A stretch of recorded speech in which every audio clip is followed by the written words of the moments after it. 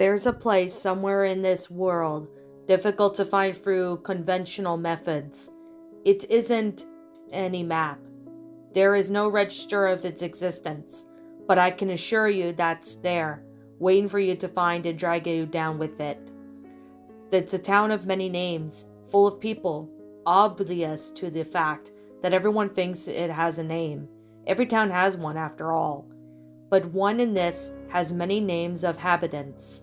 Some are many to believe its name is Cherrytown, others may think it's Woodsboro, but there's even a possibility of someone thinking its name is Haddonfield. Think of a name, and someone probably believes it is the right one. Despite this, everyone remains oblivious. None of the notice discrepancy. It's natural, of course, after all. It's not the only thing they don't notice. However, a common nickname for this town between citizens is Slashertown, natural considering the most prevalent feature of this place, and it's worthy of a slasher movie. Lots of them, actually, consisting data full of killers, and not normal killers. You know the ones, whatever kind you are thinking of. Angry partners, neglected parents, untreated mentally ill people, pedos, those drug dealers, or even just your classic serial killers.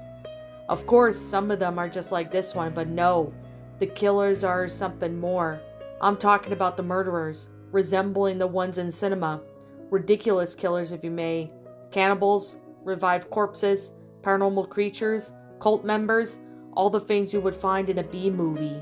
Some of these things, of course, do exist, and some of them aren't actually slashers, but it's strange to find so many of them at the same place at the time. Especially considering how low this little town is, and how much just for a couple. But a large amount of beings, and I believe the nickname came from simply, most of these creatures are killers, and they are meant to end you. So I guess Slashertown came first into Horror Town, or Killer Town as it's been called for years, and changing it now doesn't really make sense. To add the strangeness of this place, it seems to be stuck in a limbo between the late 90s and early 2000s. Technologically, to say the least, you wouldn't see a modern laptop, an iPad, or even the current layout of some websites here. Technology seems to stop there, or at the very least is trying to recreate some kind of decades ago, which is not say some apps or websites don't exist here. Just say they're adapted into the decade. This applies to movies too. They are also released in this place. But the technology, filming, or even performance style has really changed the trends at the time. How this happens is a mystery of place. One of many mysteries like this, where this place located. How come it always appears to be autumn? What makes this town so like this? And probably most important of them all, how does no one seem to notice the danger they are facing? It's a valid doubt, because nothing is strange to the people in Slashertown. Brutality is the norm. Finding out your child is murdering people on the street, something that would make you suffer. Wondering what you did wrong. To them, it's like finding out that they want to be a musician, sure, but not a stable job. But everyone is doing it. It's probably just a phase. Jobs like romancers are considered logical in their place. Cults are accepted in every religion, even if the people personally disagree with their view of life. To them, it's like being Jewish, Catholic, Islam, any average religion of our world. Abnormal creatures, while strange, are far accepted here. They don't question it. They don't question anything. Their world is obscured, and they are immersed in obscurity. That doesn't mean that they don't grieve for their murdered loved ones. That doesn't mean they don't care for their lives. But aside from their inner circle, they don't mind the horrific things around them. They don't care of the existence of serial killers, monsters, spirits, anomalies, or whatever else is dangerous in their town. It's normal for them, and the police won't do anything about it. Why would they? They are oblivious to the rest of them. They just keep on, trying to survive, but not trying to change things. Maybe they enjoy killing themselves. After all, they are not immune to the nature of the place, and if everyone is doing it, how bad could it be? But when their loved ones are damaged, they lose their attachments, something that these people are always altered. The curtain of normality is broken. They start questioning again. They question this place, the way things are, the real weight of their actions. Lots of people die here on regular. Is it perhaps too regular? Should it be regular? Is things like this regular? The pain, knowing that they can't come back? They were my friends, my family. We lived together, we messed around, movies, camping, unplanned sleepovers, hangouts.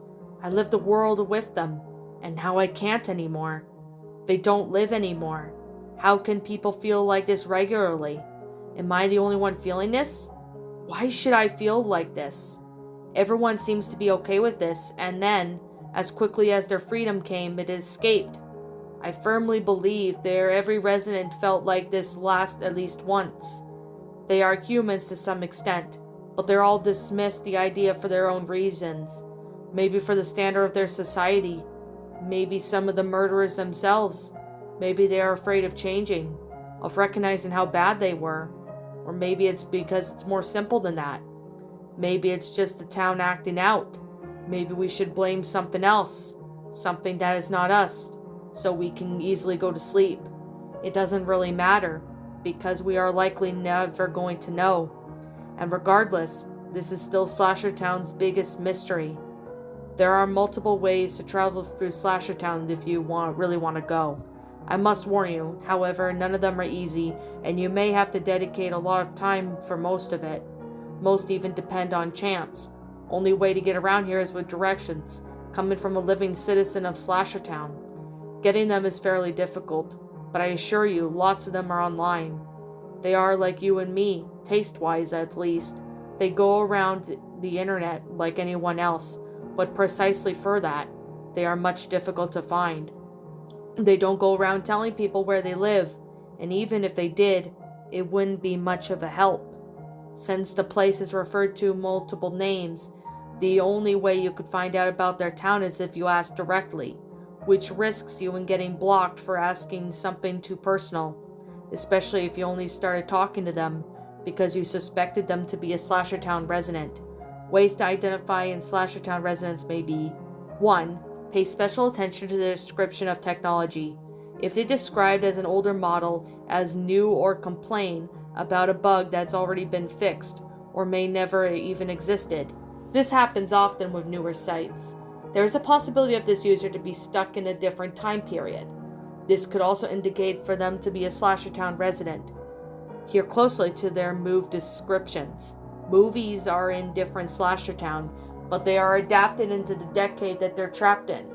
So if they try to convince you to watch a movie, do it. Watch it, and then discuss it with them. Ask them about dialogue, the cinematography, the dress code, whatever you think would change if it happened in another decade. Wherever you go, try not to make the conversation sound as natural as possible. They are a person after all. They are not above freaking out after an odd conversation. Think about how often they joke about death, murder, or other grim topics. This doesn't always mean the user is resident. However, it's important to know that residents have normalized even the horrible of the atrocities, so it wouldn't be surprising to them to find lightly joking about this. I also recommend paying attention to their reaction if some morbid event gets brought up. The inconsistent answers about their religion, Slashertown, in any place of strange time, is unusual for their zone to change without knowledge. Showing a little to no interest is the supernatural. Everyone can be indifferent to the unknown. But when they treat like something is normal, something they have already experienced 1,000 times, then you may have to consider the possibility of them being a resident. Sharing violent or abnormal stories with you as irregular entities, similar to the last point. Also be aware that if there is odd details in their seemingly ordinary stories, the little things may be an indication of something bigger, something like what you're searching for. Generally oblivious to the world around them, this may not always be the case, but residents are usually isolated from the world of the outside of their town. They only care about the events of their town, oblivious to the important political or cultural events. This unconscious of them, natural even. Try asking them about widely known scandal, and if they are unable to even recognize it, there's a possibility that they are a resident. If the user shows a multiple of these characteristics, you may be in front of a natural resident. If you know now, you have to convince them to give you the address.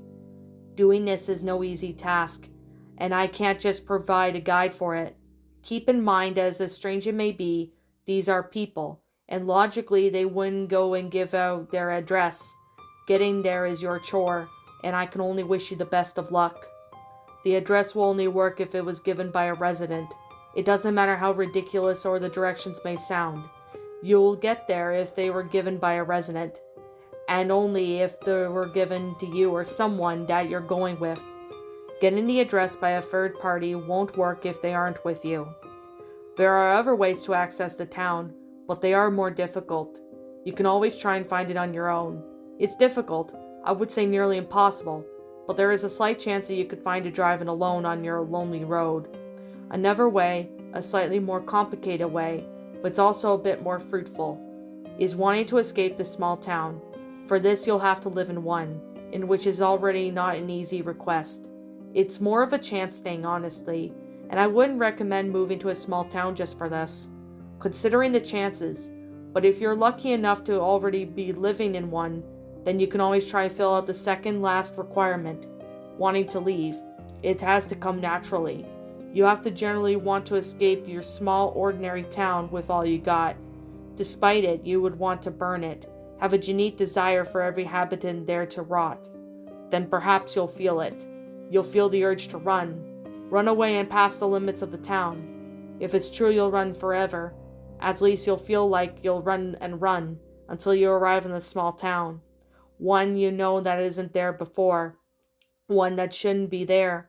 They're the one you're looking for.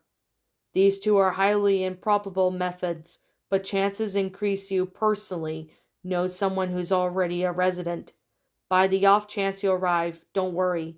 You will already have a place to live. You're gonna need it, because leaving is as difficult as entering. And why would you want to leave anyway? After all, it's your home now, and living in this place is normal as living in any other. What's up, my pretties? It's the Lion Queen here. I want to appreciate you all for tuning into this video, and I do appreciate you guys supporting my video by giving this video likes and stuff. If you really enjoyed this video, be sure to leave a like, comment and subscribe if you're new, ring the bell for notifications to when I upload so that way you guys will get updated for whenever I upload. If you want to follow me on Twitter or DeviantArt, feel free to leave a follow on those if you are interested in following me on those socials. If you want to support my backup channel, known as Miss Dark Shigo, feel free to subscribe to it, as a link to that will also be in the About page section.